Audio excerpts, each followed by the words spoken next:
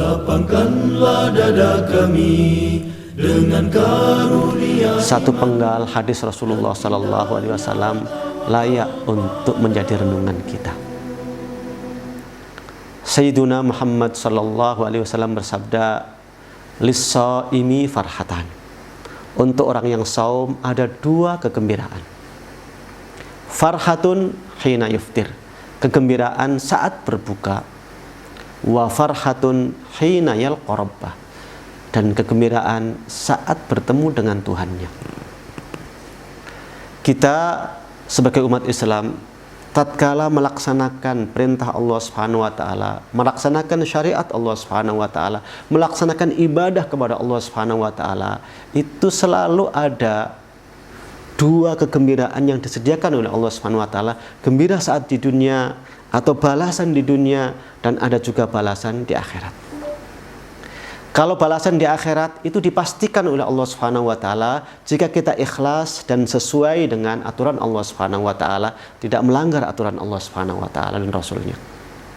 Sementara untuk balasan di dunia itu sifatnya tentatif, tergantung pada Allah Subhanahu wa taala, dan kadang-kadang bentuk balasan di dunia itu macam-macam. Nah, khusus untuk yang saum ini, balasan yang diberikan oleh Allah, yang dideklar oleh Allah melalui hadis Rasulullah SAW adalah kegembiraan saat berbuka. Bagi orang yang beriman, ketika melakukan amal-amal, kemudian dia berlelah-lelah melakukan amal, maka ketika selesai melaksanakan amal, dia gembira. Karena dia selesai melaksanakan tugas. Di samping itu, karena dia haus seharian, mungkin lapar juga seharian, menahan banyak hal di seharian, ketika berbuka itu kebahagiaan yang luar biasa. Karena itulah maka dulu ada pepatah di kita, berakit-rakit ke hulu, berenang-renang ke tepian. Bersakit-sakit dahulu, bersenang-senang kemudian. Biasanya kesenangan itu akan optimal kita rasakan kalau kita dahulu dengan kerja keras. Kita dahulu dengan pekerjaan-pekerjaan yang luar biasa.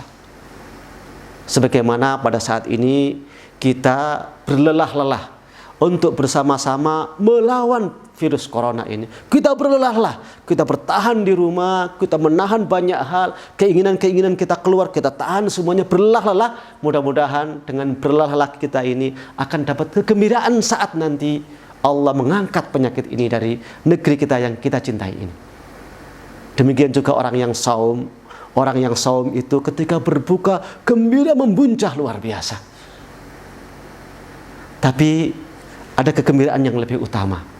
Wa farhatun hina yalqa rabbah, kegembiraan saat bertemu dengan Allah Subhanahu wa taala. Kita gembira.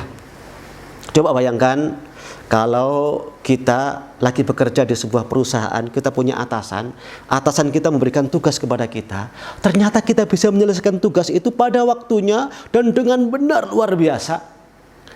Maka dalam bayangan kita, hari pertemuan dengan atasan kita itu hari yang sangat menyenangkan. Bahkan andaikan hari pertemuan itu bisa dipercepat, kita ingin dipercepat. Sebab apa? Sebab pertemuan dengan atasan itu adalah pertemuan untuk menerima hadiah, untuk menerima pujian, dan untuk menerima penghargaan.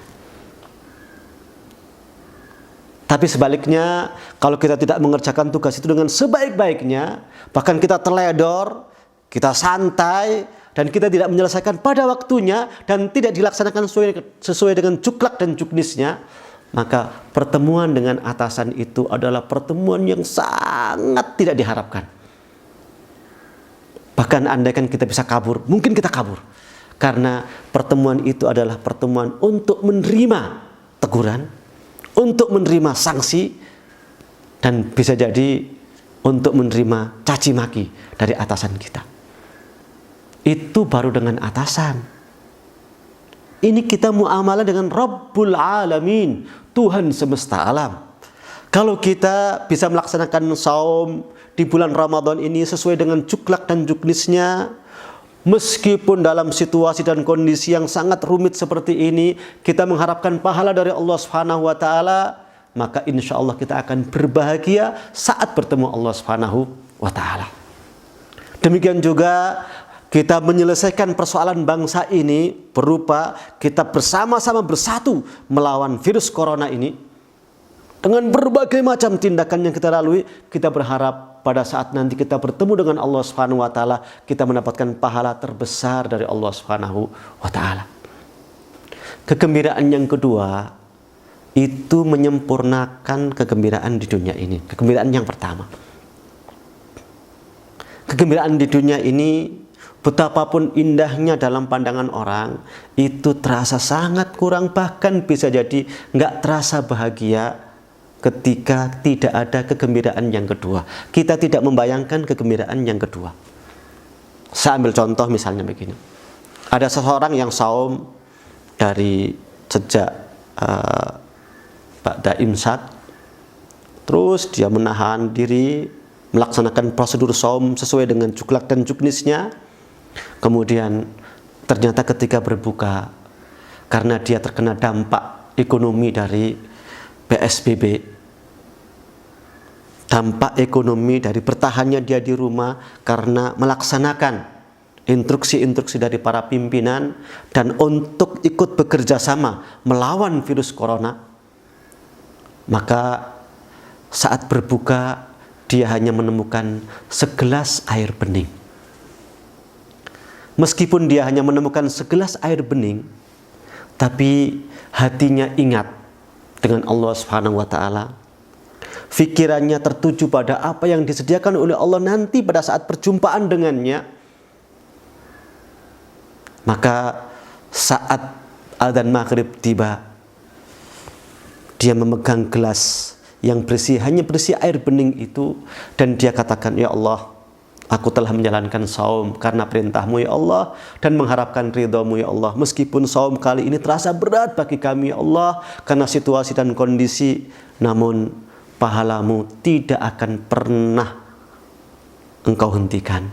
Bahkan saya yakin pahala yang engkau janjikan akan berlipat-lipat dari bulan-bulan dan bahkan tahun-tahun sebelumnya.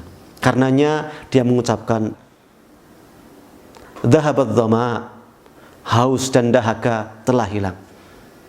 Wabtallatil uruq, dan kerongkongan basah.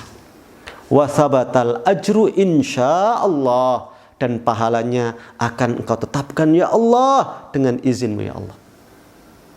Kalau dia meminum air dengan suasana seperti itu, apapun yang diminumnya, meskipun hanya segelas air bening, terasa sejuk di hatinya, kebahagiaan membuncah. Bahkan boleh jadi dia mengucapkan seperti ucapan para salafun saleh, sungguh kami ada dalam kebahagiaan. Andaikan para raja dan putra-putra mahkota tahu kebahagiaan yang kami rasakan, tentu mereka akan merebutnya dengan pedang-pedang mereka.